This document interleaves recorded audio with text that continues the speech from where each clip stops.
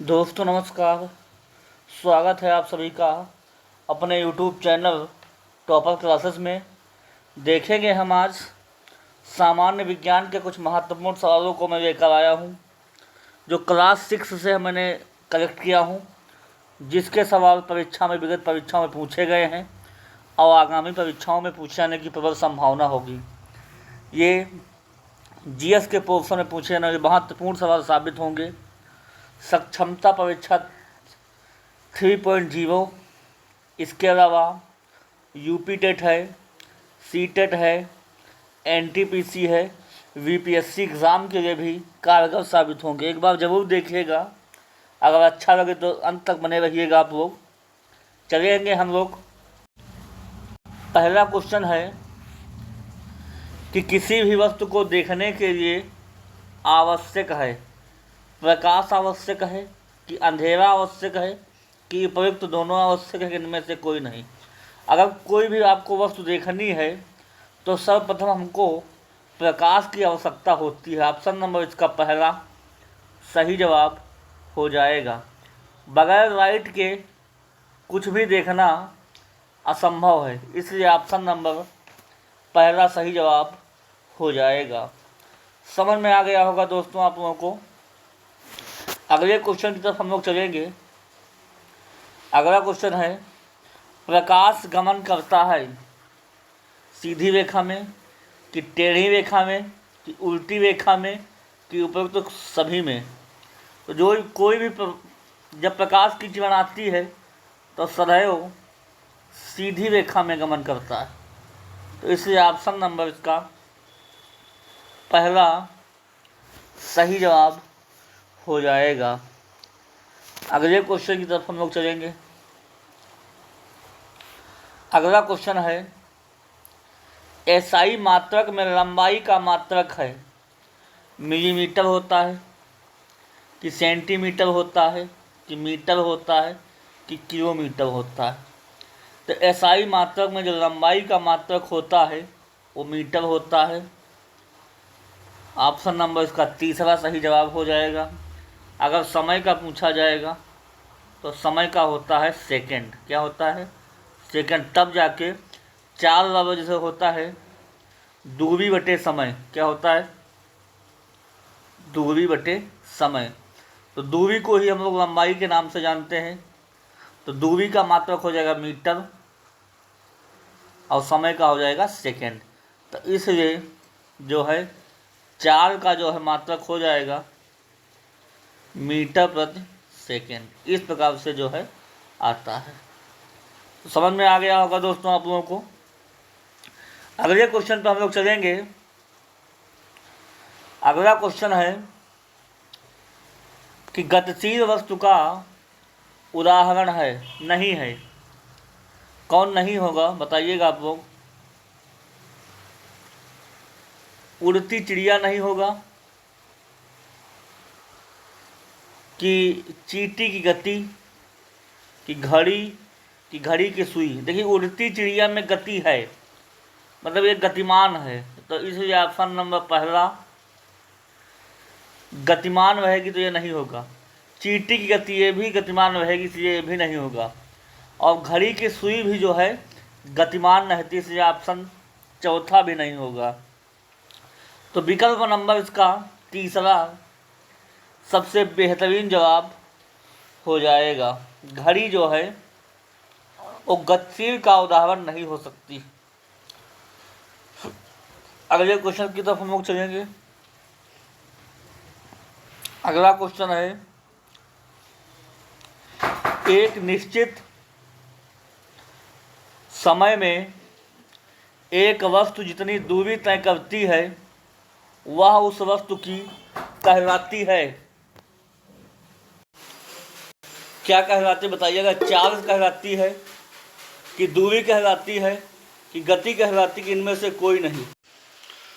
तो फार्मूला क्या होता है? अगर दूरी को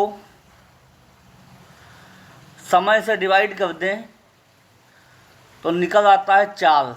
क्या निकल आता है? 4। तो हो जाएगा 4 बराबर दूरी बटे समय। तो एक निश्चित समय में एक वस्तु जितनी दूरी इतना करती है उसे उस वस्तु की क्या कही जाती है? चाल। तो ऑप्शन नंबर इसका पहला सही जवाब हो जाएगा। अगले क्वेश्चन की तरफ हम लोग चलेंगे। अगला क्वेश्चन है 1 किलोमीटर में कितने मीटर होते हैं? बताइएगा आप लोग। 100 मीटर, 1000 मीटर कि 10 मीटर के इनमें से कोई नहीं। तो 1 किलोमीटर में जो है 1000 मीटर होते हैं। ऑप्शन नंबर इसका दूसरा सही जवाब हो जाएगा। अगर 1 मीटर में पूछा जाए तो 100 सेंटीमीटर होते हैं। अगले क्वेश्चन की तरफ हम लोग चलेंगे। अगला क्वेश्चन है निम्न में निर्जीव वस्तु है। कौन निर्जीव है? गाय है कि घोड़ा है कि पेड़ पौधे हैं कि रेलगाड़ी है? तो निर्जीव वस्तुएं वो होती हैं जिनमें जीवन नहीं होता है, जिनमें जीवन नहीं होता है। न उन्हें पानी की आवश्यकता होती है, न श्वास की आवश्यकता होती है, न भोजन की आवश्यकता होती है। वो ज्यों का त्यों बने रहते हैं। अगर इन सब चीज़ों की आवश्यकता नहीं है तो वो जो है निर्जीव वस्तुएं कहलाएंगी। तो ऑप्शन नंबर इसका गाय में जीवन होता है, इसलिए ये विकल्प नहीं होगा। घोड़ा में भी जीवन होता है और पेड़ पौधों में भी जीवन होता है। तो इसलिए जो विकल्प सही हो जाएगा वो रेलगाड़ी में जो जीवन नहीं होता, इसलिए ऑप्शन नंबर इसका चौथा सबसे बेहतरीन जवाब हो जाएगा। अगले क्वेश्चन की तरफ हम लोग चलेंगे, देखेंगे सवाल कैसा रहेगा, आप लोग बताइएगा। अगला क्वेश्चन है कि निम्न में सजीव है। सजीव का कौन है? सजीव कुर्सी है कि मेज है कि पत्थर है कि बीज है? हमने वही बताया है कि सजीव वस्तुएं वो होंगी जिनमें जीवन होगा। अगर जीवन के साथ साथ उन्हें पानी भोजन की भी आवश्यकता होगी। जीवन होगा, पानी भोजन की आवश्यकता होगी। तो कुर्सी का न जीवन होता है न ही भोजन की आवश्यकता होती है। मेज हुआ, मेज को भी कुछ आवश्यकता नहीं होता है, पत्थर को भी आवश्यकता नहीं होता है। बट जो है बीज जो होता है उसको जो है जल की भी आवश्यकता होती है और भोजन की भी आवश्यकता होती, तब जाके बीज से जो है पौधा तैयार होता है। क्या तैयार होता है? पौधा। तो ऑप्शन नंबर इसका चौथा सबसे बेहतरीन जवाब हो जाएगा। अगले क्वेश्चन की तरफ हम लोग चलेंगे। अगला है सजीवों के मुख्य लक्षण नहीं हैं। जो सजीव होते हैं उनमें से कौन सा लक्षण नहीं है? श्वसन नहीं है कि वृद्धि नहीं है कि प्रजनन नहीं है कि स्थिरता नहीं है? सजीवों में श्वसन होता है, वृद्धि होती है और प्रजनन भी होता है। तो ऑप्शन नंबर इसका चौथा स्थिरता इसका सही जवाब हो जाएगा। मतलब सजीवों में स्थिरता नहीं होती, वो गतिमान रहते हैं, सदैव एक जगह नहीं रुकते, इसलिए ऑप्शन नंबर इसका चौथा सही विकल्प हो जाएगा। अगले क्वेश्चन की तरफ हम लोग चलेंगे।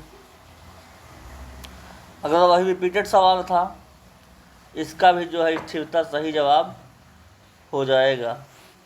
अगले क्वेश्चन की तरफ हम लोग चलेंगे। अगर आप लोगों को क्लास अच्छी लग रही हो तो प्लीज़ चैनल को लाइक कीजिएगा और सब्सक्राइब कर लीजिएगा, दोस्तों तक सूचना पहुंचा दीजिएगा इस चैनल के बारे में।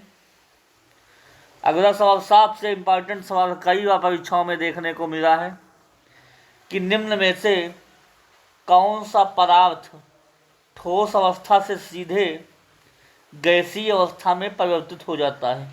पहला है बर्फ, दूसरा है जल, तीसरा है कपूर, चौथा है दूध। देखिए, कौन सा पदार्थ है जो ठोस में जो है ठोस में जो है बदल ठोस अवस्था से सीधे जो है गैस में बदल जाए, गैसीय अवस्था में, मतलब दो अवस्था में ना परिवर्तित हो गए, उसे हम लोग कहते हैं कपूर। ऑप्शन नंबर इसका तीसरा, वो ठोस अवस्था से सीधे जो है गैसीय अवस्था में बदल जाता है, इसलिए ऑप्शन नंबर इसका तीसरा सबसे बेहतरीन जवाब हो जाएगा। अगले क्वेश्चन की तरफ हम लोग चलेंगे। अगला क्वेश्चन है, निम्न में से कौन सा पदार्थ सामान्य रूप से पदार्थ की तीनों अवस्थाओं में पाया जाता है? पदार्थ की तीन अवस्थाएं कौन कौन सी होती है, कोई बताएगा? पदार्थ की तीन अवस्थाएं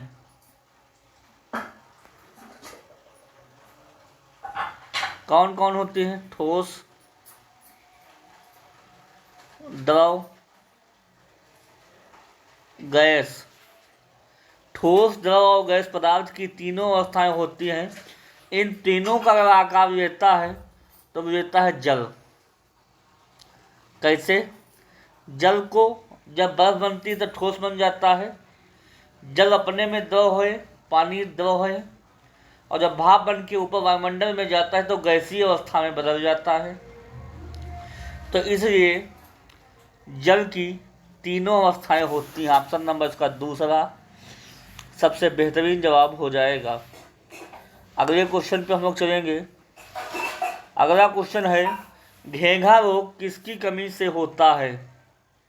विटामिन सी कमी से होता है, कैल्शियम की कमी से होता है, आयोडीन की कमी से होता है, कि फास्फोरस की कमी से होता है? बताइएगा। विटामिन सी की कमी से जो रोग हो जाता है स्कर्वी हो जाता है।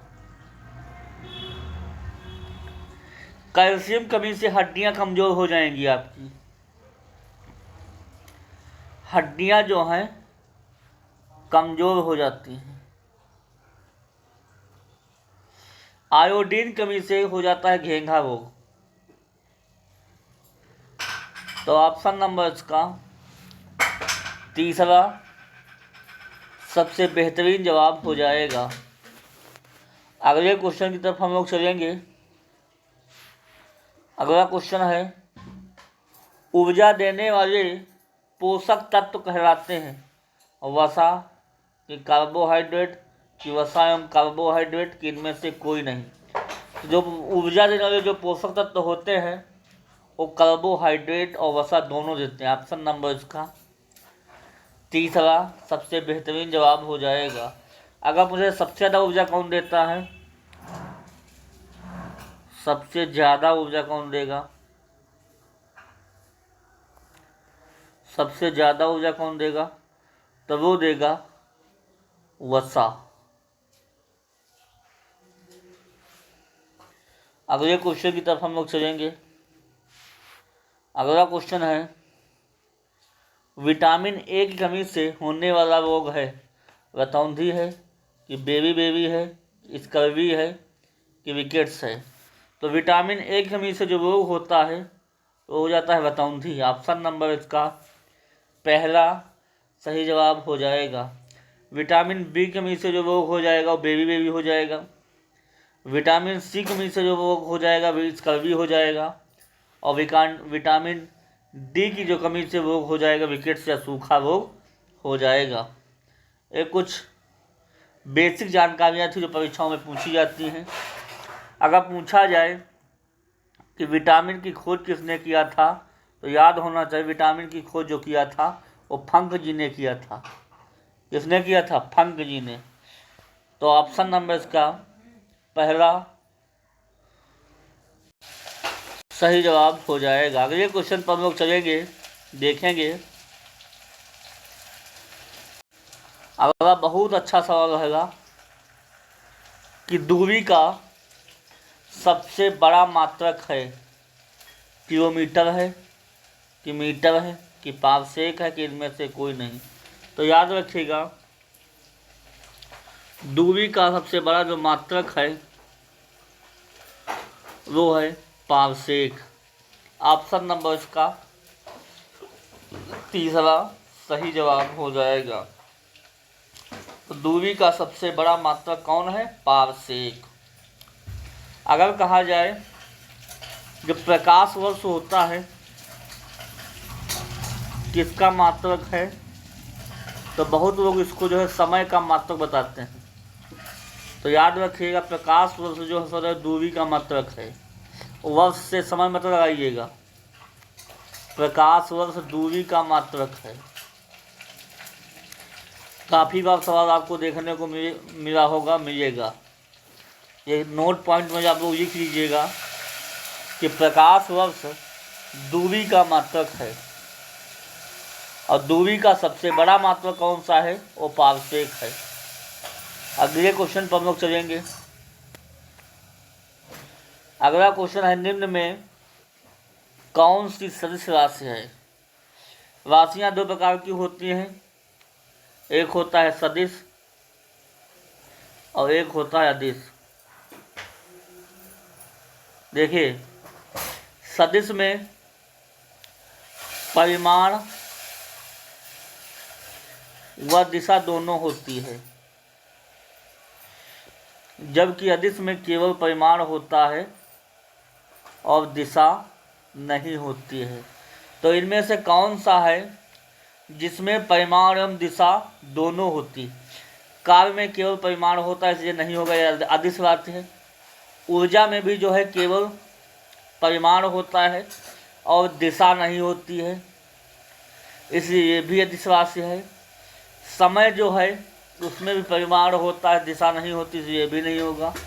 बल भी जो है एक प्रकार की क्या है? अदिश सदिश राशि है। इसमें परिमाण और जो है दिशा दोनों होगी। तो ऑप्शन नंबर इसका चौथा सही जवाब हो जाएगा। तो समझ में आ गया होगा अंतर सदिश राशि और दिश राशियों में। अगले क्वेश्चन पर हम लोग चलेंगे।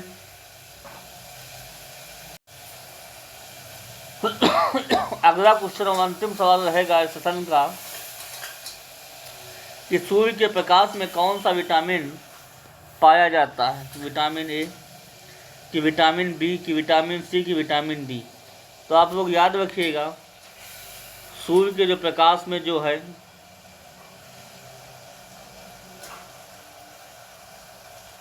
विटामिन डी पाया जाता है। ऑप्शन नंबर चौथा सबसे बेहतरीन जवाब हो जाएगा। समझ में आ गया होगा दोस्तों। तो ये कुछ सवालों की श्रृंखला थी जो समाप्त होती है। इससे क्वेश्चन हर परीक्षाओं में आपको देखने को मिलेंगे, इसलिए प्लीज़ चैनल से जुड़िए और अपनी तैयारी को मजबूत कीजिए, एक सीट हासिल कीजिए और राज्यकर्मी का दर्जा पाइए। आप लोग जो भी शिक्षक साथी हमारे इस चैनल को देख रहे हैं उनको सहज दिल से धन्यवाद है और तैयारी मजबूत करते रहिएगा।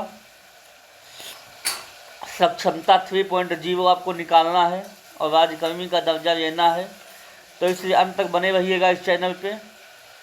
फिर अगली क्लास में जोश और उमंग के साथ मिलूँगा, तब तक के लिए वाणी को विराम दूंगा। Okay, thank you.